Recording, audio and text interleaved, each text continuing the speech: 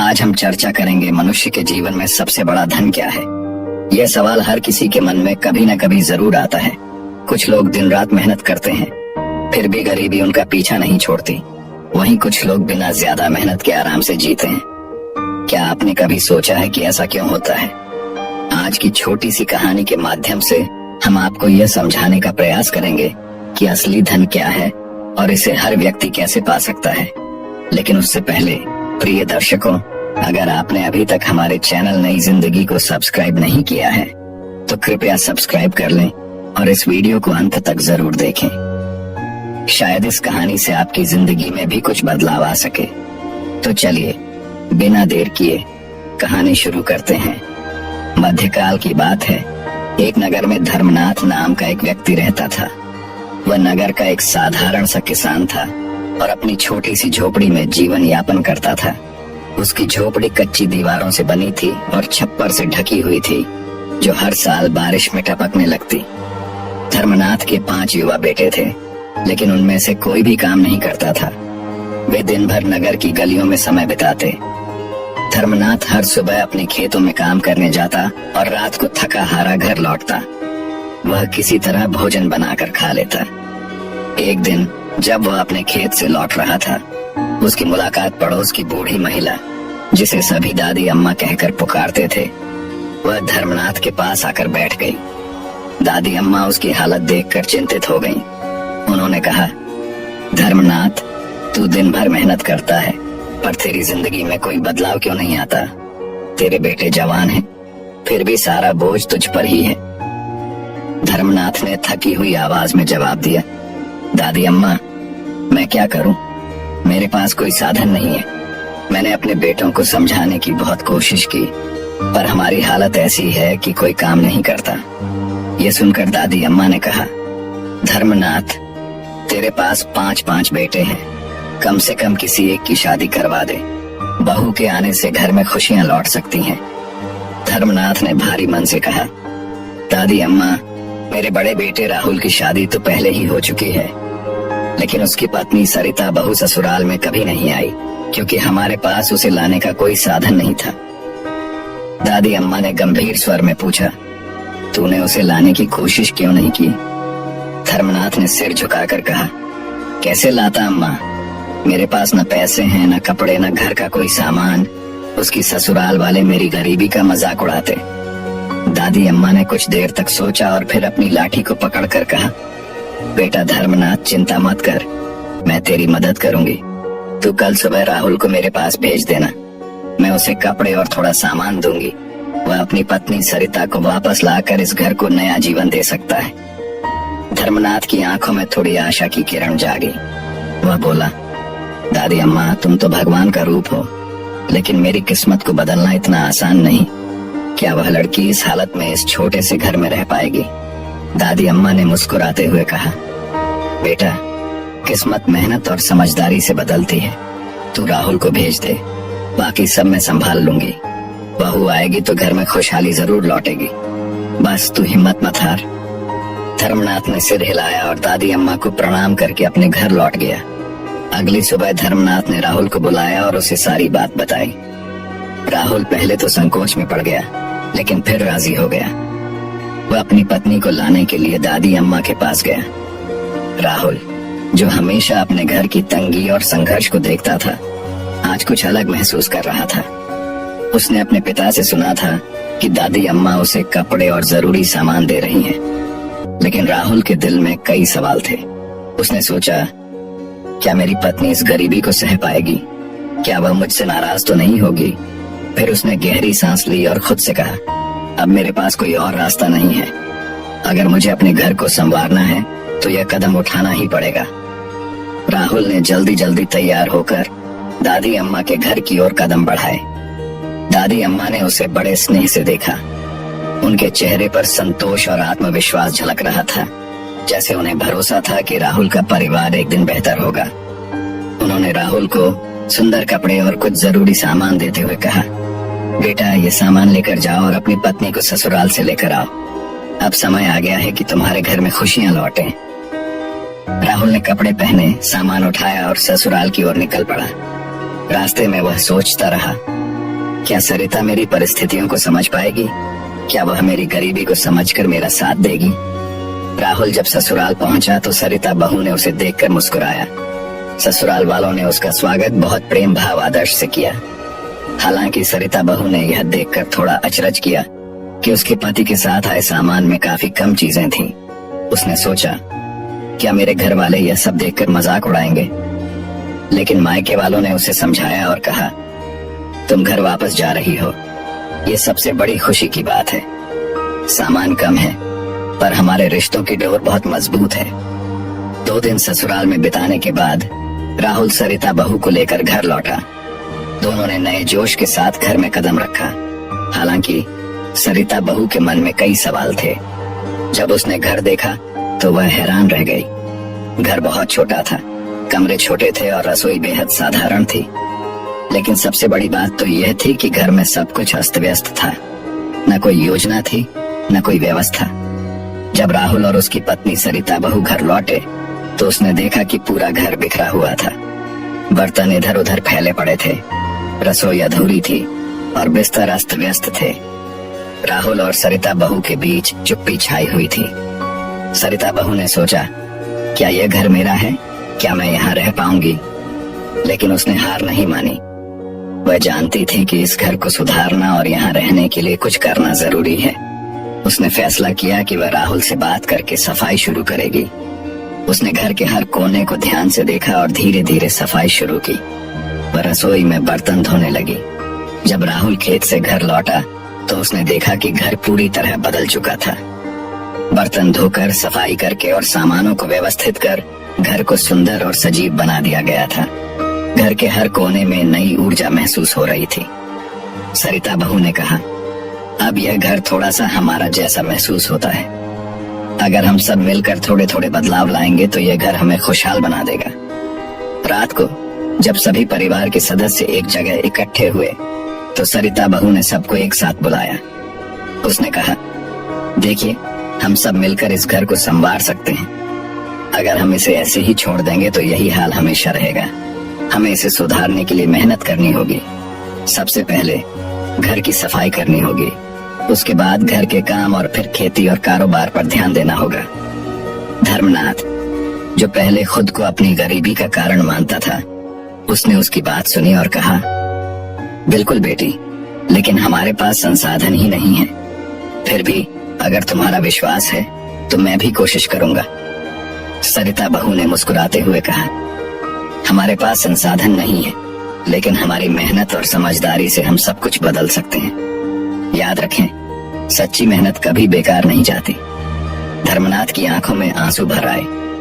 उसने सरिता बहू का हाथ पकड़कर कहा, बिल्कुल, अगर हम सब एकजुट होकर मेहनत करेंगे तो यह घर हम सबका घर बन जाएगा। अगले दिन से राहुल और सरिता बहू ने मिलकर घर के हर काम में हिस्सा लिया। सबसे पहले राहुल ने अपने भाइयों को बुलाया और उन्हें खेतों में मेहनत करने के लिए प्रेरित किया। सरिता बहू ने घर की सफाई को अपनी दिनचर्या बना लिया।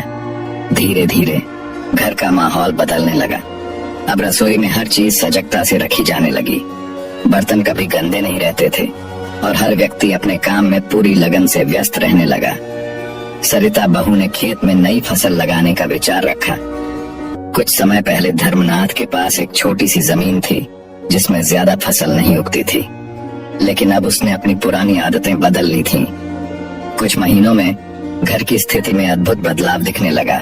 पहले जहां घर में गंदगी और उदासी का माहौल था, अब वहां सफाई और खुशहाली दिखने लगी थी। खेतों में अब अधिक मात्रा में फसल उगने लगी थी। पहले जहां रोटी कम होती थी, अब सबके लिए भरपूर भोजन था। धर्मनाथ ने महसूस किया, सच में जब मेहनत और समझदारी से काम किया जाता है तो किस्मत बदलने में ज्यादा वक्त नहीं लगता।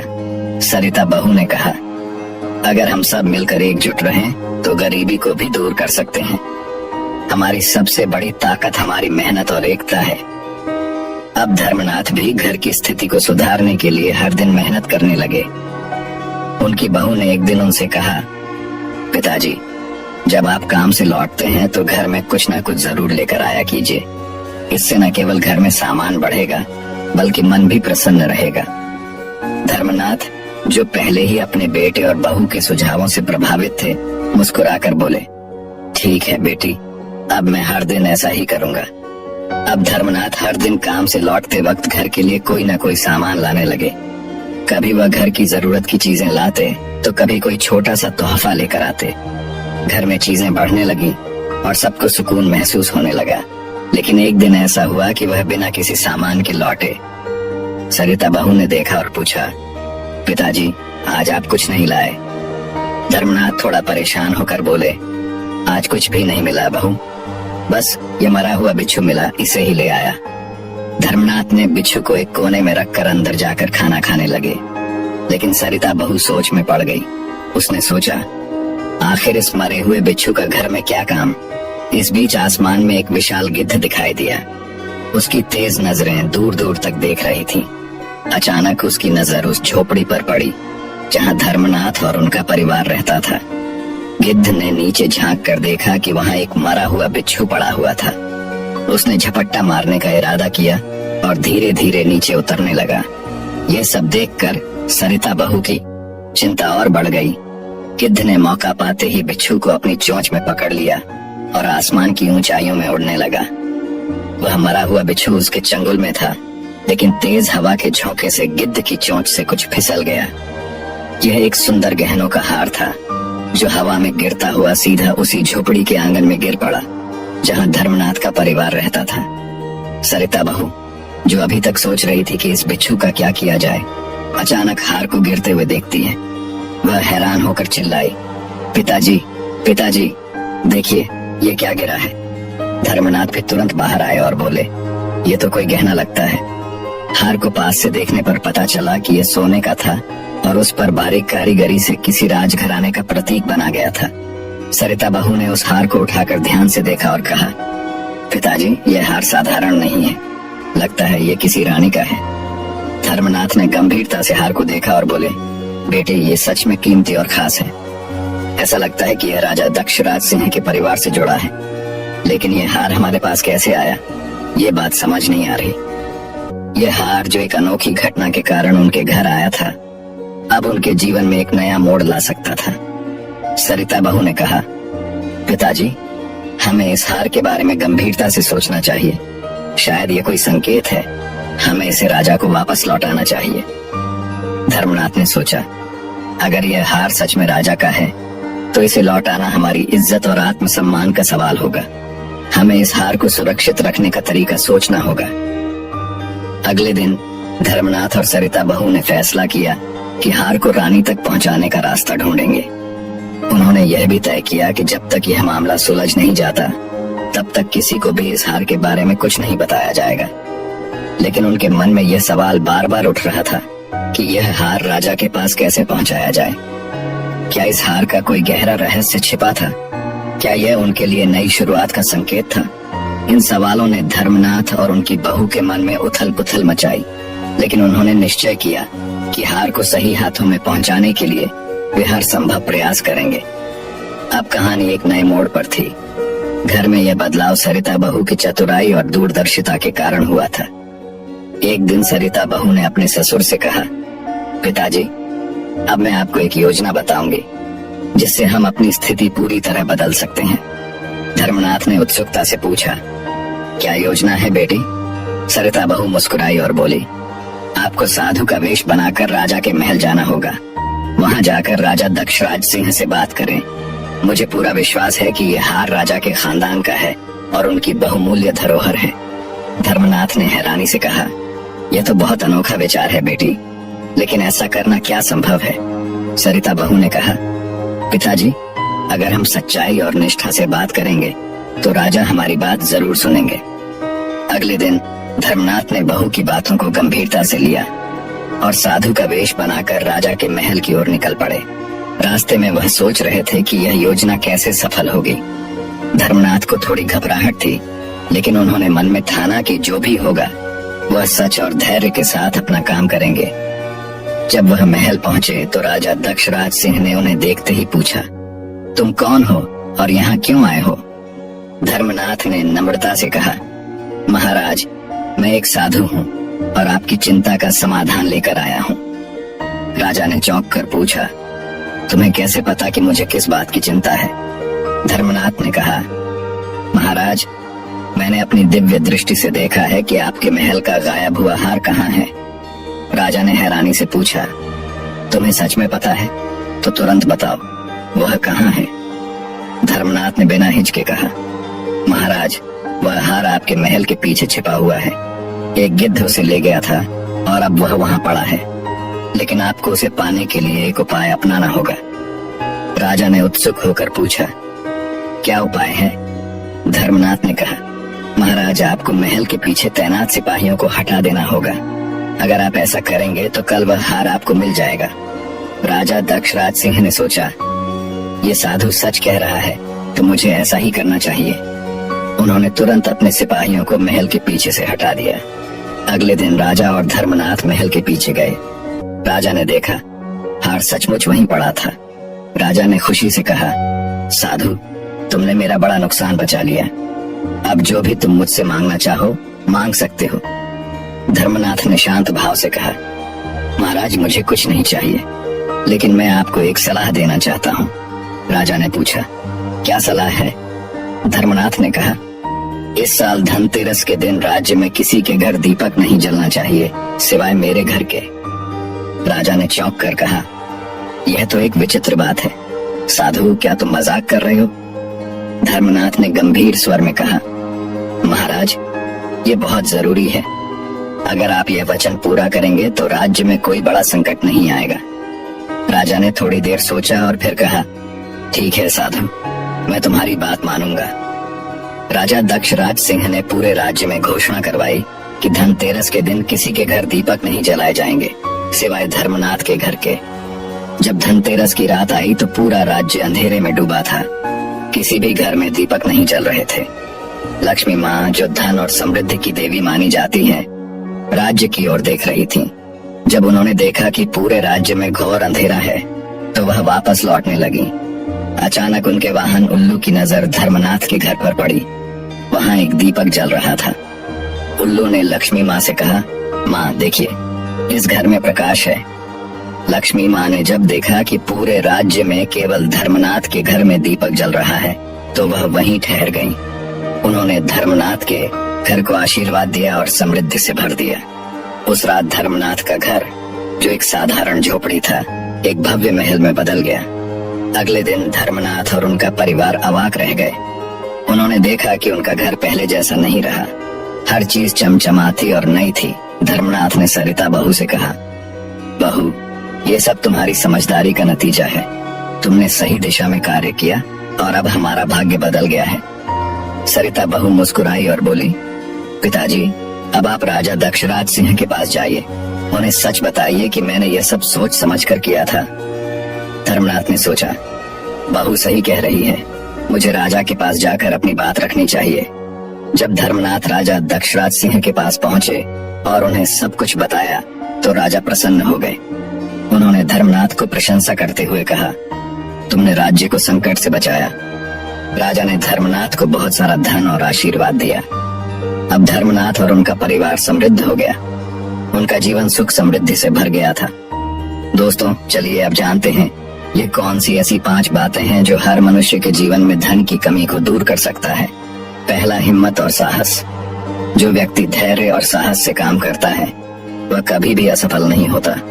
धन केवल एक संसाधन है, लेकिन इसे सही तरीके से कमाने और खर्च करने की कला ही सबसे बड़ा धन है। जो व्यक्ति धैर्य और बुद्धि से काम करता है वह जीवन में कठिन परिस्थितियों का सामना करने में सफल होता है। दूसरा, बुद्धि और विवेक। बिना सोचे समझे काम करने से हानि होती है। बुद्धि और विवेक से किया गया कार्य सदा सफल होता है। तीसरा, प्रयास और समर्पण। जो व्यक्ति समय के साथ प्रयास नहीं करता वह सदा पीछे रह जाता है। चौथा, आत्मनिर्भरता। जो व्यक्ति दूसरों पर निर्भरता छोड़ता है और अपने कर्मों पर भरोसा करता है वह सफलता और समृद्धि की ओर बढ़ता है। पांचवा, स्त्री का सम्मान। घर और समाज की समृद्धि का आधार स्त्री होती है। जिस घर